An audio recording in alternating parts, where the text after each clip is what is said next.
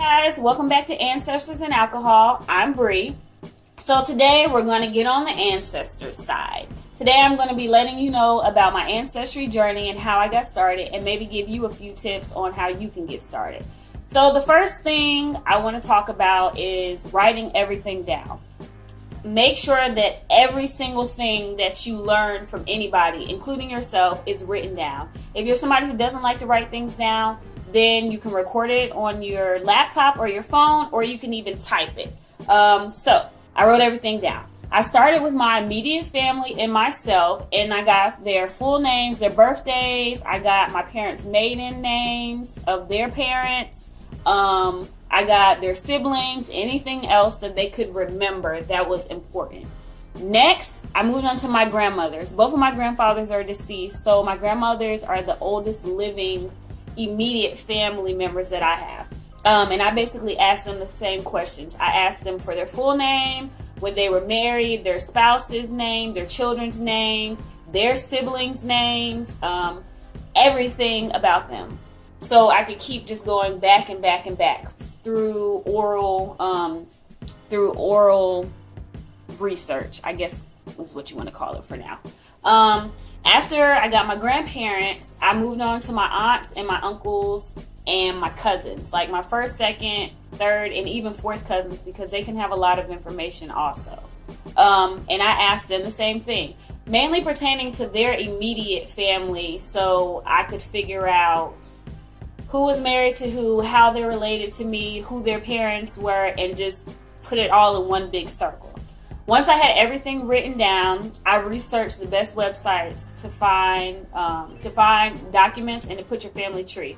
So I had Family Search and I had Ancestry. And I'll get into the differences of those a little later, like in another post. But I chose Family Search because it was free and they still gave me a lot of documents that I could use. The next thing that I did was I researched everything. So all the names, the birthdays, the marriages, death records, everything, I researched it. I looked up the census records, I looked up marriage records, birth records, even if some of my family members own land, those records, and I put it all together in Family Search. So I kind of just built this huge tree, and I had all the information on Family Search. But I also wrote everything down. So if my computer crashed, which it has, I would still be able to do my research. And I know you're probably saying, oh my goodness, why are you writing everything down? Why are you recording everything? I'll give you an example. So my grandmother loves to talk. This lady can be on the phone for 2 hours. I'll start off with one question, and next thing I know, I've been on the phone with her for 2 hours. But what I do is I go back and I listen to the whole, I guess you can call it, interview that I give her, and I write down details from what she said. So I write down people's names, I write down places, just anything that I feel like is important.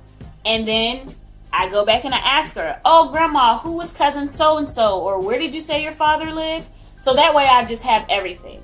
So those are the first few steps that I think you should take if you're starting your family tree as well. So like I said, write down everything. That's the main thing. Start with your immediate family and then work your way on back. Find a platform like Family Search or Ancestry, and then you'll be good to go.